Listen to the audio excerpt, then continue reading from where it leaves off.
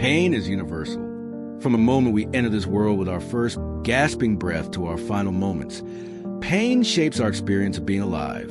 But there's something profound that happens when we witness the suffering of others. Something uniquely human awakens within us. Welcome to the Stoic Lens, where today we're exploring a powerful idea. If you feel pain, you're alive. If you feel other people's pain, you're a human being.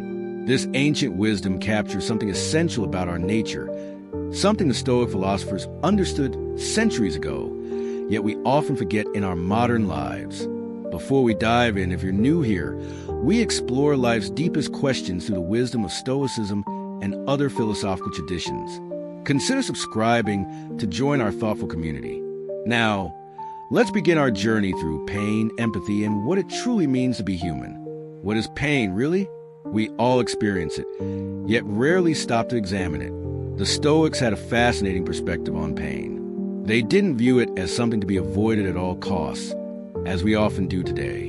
Instead, they saw pain as neutral information, a signal from our bodies or minds that something requires our attention. From a biological perspective, pain is essential for survival. Those rare individuals born without the ability to feel physical pain often suffer terrible injuries because they lack this vital warning system. But pain goes far beyond the physical. Emotional pain, grief, heartbreak, disappointment. These two are signals that something significant is happening. Consider this story from ancient Rome. When the philosopher Epictetus was still a slave, his master began twisting his leg in anger. Epictetus calmly remarked, "You will break my leg." When the leg finally broke, he simply added, "Did I not tell you that you would break it?" This isn't to suggest we should ignore pain or refuse treatment. Rather, the Stoic approach teaches us that while pain itself is inevitable, suffering is often amplified by our judgments about pain. Marcus Aurelius wrote in his Meditations, "If you are distressed by anything external, the pain is not due to the thing itself, but to your estimate of it, and this you have the power to revoke at any moment." Let's make this practical with a modern example.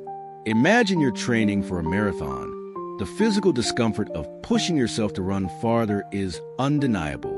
But your judgment of that pain, seeing it as necessary for growth rather than as something harmful, transforms your experience. The same applies to emotional pain. The grief we feel after losing someone we love is proportional to the depth of our connection. The Stoics wouldn't advise us to eliminate this grief. That would diminish our humanity. Instead, they would counsel us to recognize grief as the natural counterpart to love. So the first part of our saying, "If you feel pain, you're alive," reminds us that pain in all its forms is not an enemy but a fundamental aspect of being alive. It signals that we are engaged with life, that things matter to us, that we are fully present in our human experience. What's your relationship with pain? Have you ever found meaning or growth through difficult experiences? Share your thoughts in the comments below. Now we come to the second part of our exploration. If you feel other people's pain, you're a human being. This is where things get interesting. Because while many living creatures experience pain, the capacity to recognize and resonate with the suffering of others, especially those outside our immediate group, appears to be uniquely developed in humans. The Stoics, particularly later Roman Stoics like Seneca and Marcus Aurelius, emphasize our interconnectedness as human beings. They use the concept of cosmopolitanism, the idea that we are all citizens of the same world, members of the same human family. Hierocles, a Stoic philosopher, describe our social connections as a series of concentric circles, with ourselves at the center, then family, friends, community, countrymen, and finally all humanity. The ethical project of life, he suggested, was to draw these circles closer together, to feel the concerns of distant others as vividly as we feel our own. But why does empathy matter? Because it's the foundation of our social nature. It's what allows us to build communities, to cooperate on a massive scale, to care for the vulnerable, to create systems of justice. Consider this. Studies show that witnessing someone else in pain activates many of the same neural networks in our brains as when we experience pain ourselves. We are, quite literally, wired for empathy. Let me share a story that illustrates this powerfully. In 1964, a young woman named Kitty Genovese was attacked and killed outside her apartment in New York City. Initial reports claimed that 38 witnesses heard or saw the attack, but did nothing to help. While later investigations revealed this wasn't entirely accurate, the case sparked important research into what became known as the bystander effect. What researchers discovered was that our natural empathy can sometimes be short-circuited by confusion, diffusion of responsibility, or uncertainty about how to help. But when we overcome these barriers, our capacity for compassion is extraordinary. The Stoics would argue that cultivating our natural empathy is essential to living virtuously. Seneca wrote, "No one can live happily who has regarded himself alone and transforms everything into a question of his own advantage. You must live for your neighbor if you would live for yourself." In our modern world, technology has created new possibilities for both connecting with and disconnecting from the suffering of others. Social media can bring distant tragedies into our living rooms in real time, but it can also overwhelm us with so much suffering that we become numb, what psychologists call compassion fatigue. So how do we maintain our empathy in a world full of pain? The Stoics would suggest that we need to summit, not to turn away from suffering, but understand where and how we can most effectively respond. Epictetus advised, "Make the best use of what is in your power, and take the rest as it happens." This means recognizing that while we cannot eliminate all suffering in the world, we can choose to respond compassionately to what is before us. And in doing so, we fulfill our nature as human beings. What's a time when you were deeply moved by someone else's pain? How did you respond? Let us know in the comments. If feeling others' pain is fundamental to our humanity, what happens when that capacity is diminished or absent? Throughout history, some of humanity's darkest chapters have begun with the systematic dehumanization of others, making it easier to ignore or even inflict suffering. The Stoics lived in a world where slavery was commonplace and brutality toward outsiders was often accepted, yet many Stoics pushed against these norms. Seneca wrote letters advocating kindness toward slaves, reminding his contemporaries, "Remember that the man whom you call your slave sprang from the same stock, is smiled upon by the same skies, and on equal terms with yourself breathes, lives, and dies." Modern psychology has identified various conditions that affect our capacity for empathy. Psychopathy, for instance, is characterized by a diminished ability to feel empathy or remorse.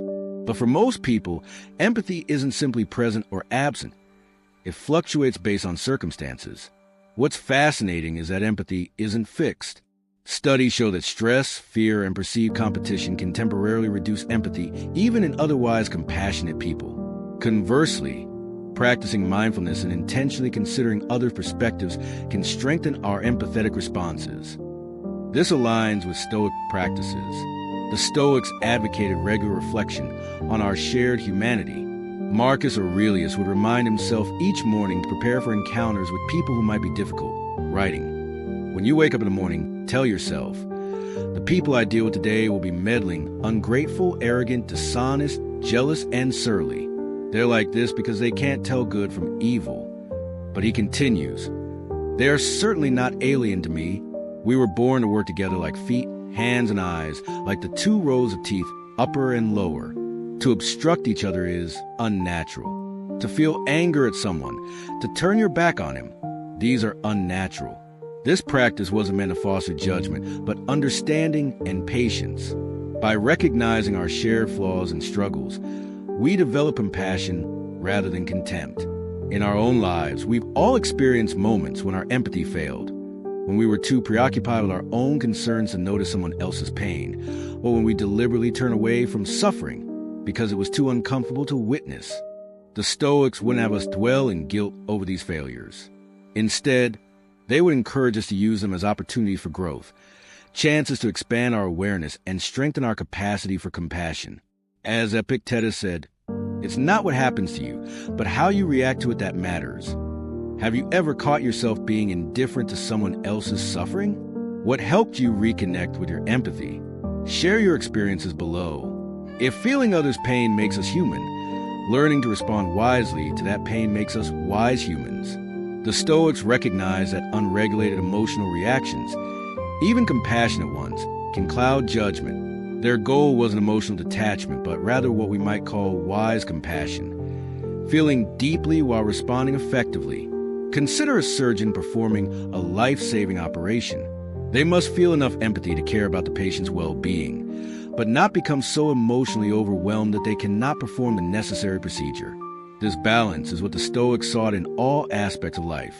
Seneca advised, "The mind should not be kept continuously at the same pitch of concentration, but given amusing diversions." This was an excuse for indifference, but recognition that sustainable compassion requires self-care. We cannot effectively help others if we're emotionally exhausted.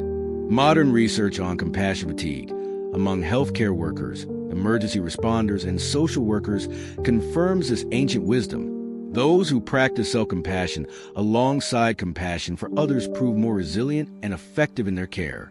The Stoics also emphasize practical action over mere sentiment.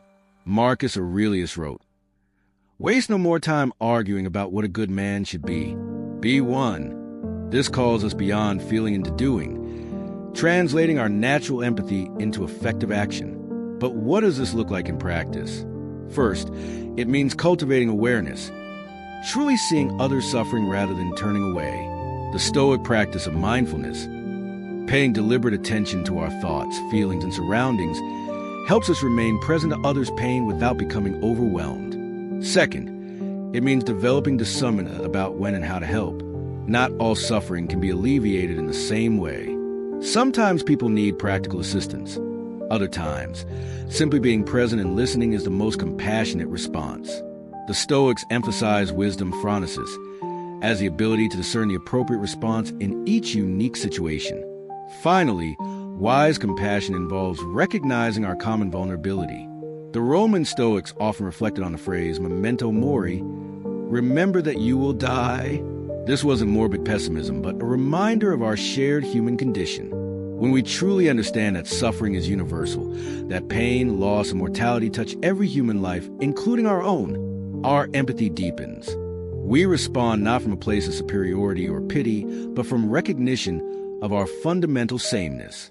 As Marcus Aurelius wrote, "Look within. Within is a fountain of good, and will ever bubble up if thou wilt ever dig." What practices help you maintain compassion without becoming overwhelmed? Share your wisdom in the comments section. We've arrived at a fascinating paradox. Our capacity to feel pain, our own and others, is both our vulnerability and our strength. The Stoics embraced such paradoxes. They saw that the very qualities that make us susceptible to suffering are also what enable our greatest virtues and deepest connections. Consider how our most meaningful relationships are often forged in shared vulnerability. The friend who sits with us through grief, the partner who witnesses our struggles and loves us anyway, the community that comes together after disaster. Our openness to pain creates the possibility for profound connection. As Seneca wrote, "Shared joys are more intense, and griefs are made lighter by letting others share in them."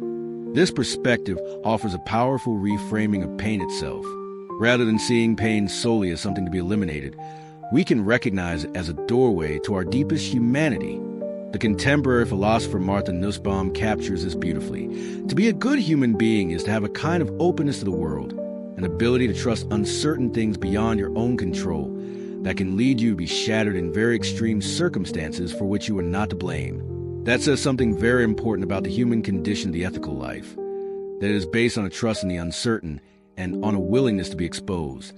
It's based on being more like a plant than like a jewel, something rather fragile, but whose very particular beauty is inseparable from that fragility. This fragility, this openness to being affected by the world and by others, is precisely what the Stoics sought to honor through their practice of virtue. And here we encounter another paradox. The Stoic ideal of strength isn't about becoming invulnerable to pain, but about finding courage and wisdom within our vulnerability. Epictetus, who had been enslaved and physically disabled, taught, "Make the best use of what is in your power, and take the rest as it happens." This isn't resignation, but realistic acceptance of our human condition. We cannot escape pain, our own or that of others, but we can choose how we respond to it. In our modern context, where comfort and convenience are often prioritized above all else, the Stoic perspective offers a valuable counterpoint. Perhaps true flourishing isn't found in avoiding discomfort, but in engaging fully with life. including its painful aspects. As Viktor Frankl, who survived Nazi concentration camps, later wrote, "What is to give light must endure burning. Have you ever found strength or meaning through vulnerability? How has experiencing pain deepened your humanity? Share your reflections in the comments." We began with a simple yet profound statement. If you feel pain, you're alive. If you feel other people's pain, you're a human being. Through the lens of Stoic philosophy, we've explored how our relationship with pain, both our own and others, shapes our humanity. The Stoics offer us timeless wisdom, that pain is inevitable but not meaningless, that our empathy is both a vulnerability and a strength, and that wisdom lies not in avoiding suffering but in responding to it with courage and compassion. In a world that often encourages us to numb our pain and ignore the suffering of others, perhaps the most radical act is to remain open, to feel fully and respond wisely. As we navigate our own pain and witness that of others, we might remember these words from Marcus Aurelius. The art of living is more like wrestling than dancing, insofar as it stands ready against the accidental and the unforeseen, and is not apt to fall. Thank you for exploring this journey through pain and humanity with us. If you found value in these reflections, please consider subscribing to the Stoic Lens and sharing this video with someone who might appreciate it. Until next time, remember that your capacity to feel, painful though it sometimes is the very essence of being alive and human. What are your thoughts on pain and empathy? Has Stoicism influenced how you respond to suffering? Continue the conversation in the comments below. And if you're interested in exploring more Stoic wisdom from modern life, check out our other videos on courage, justice, temperance, and wisdom, the 4 cardinal virtues of Stoicism. Thank you for watching. This is a Stoic Lens, where ancient wisdom meets modern life.